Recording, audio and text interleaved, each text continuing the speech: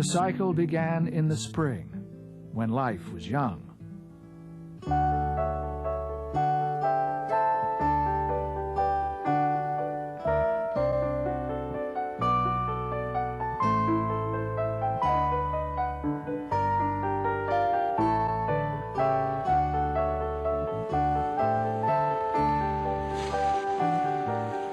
The first 2 weeks in May was when we always liked to get our corn planted.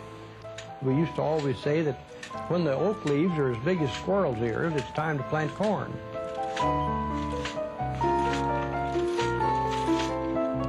When you use the wire, you call it checking it.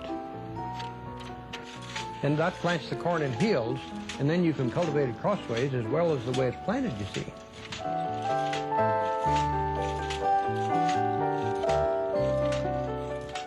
With a little time, rain, and warm sunshine, the wonder of life stirred in the seed, and a sprout poked through the ground. Then came the myriad ifs.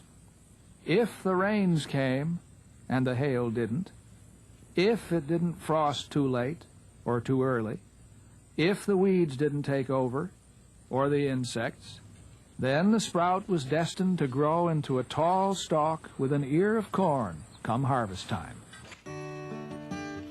One man, one team, one row at a time, cultivating, loosening the soil, killing the weeds. Now the corn should have been 4, 5, 6 inches tall before you tried to cultivate it, because you just covered up too bad.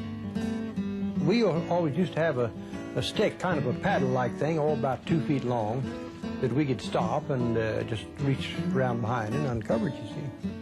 Then if it was checked, then the second cultivation would be crossways. And we call that crossing it out. Now that does pretty good getting the weeds, because you're plowing it 2 ways, you see. The first time you cultivated, you had to have a team that would walk slow and steady, and walk straight. A lot of difference in the way horses work. My good team would be, of course, gentle, a lot of horse sense, and the ability to stand hard work and not get hot in the summertime, and a team that would always pull when you tell them to. A lot of horses would do field work, but when you put them on a heavy load, like on a wagon, they just won't, the word is balk. They just balk and they won't go. So that's no good. That is just no good. And there's no way, as far as I know, to make them go. If they don't want to go, they just don't go.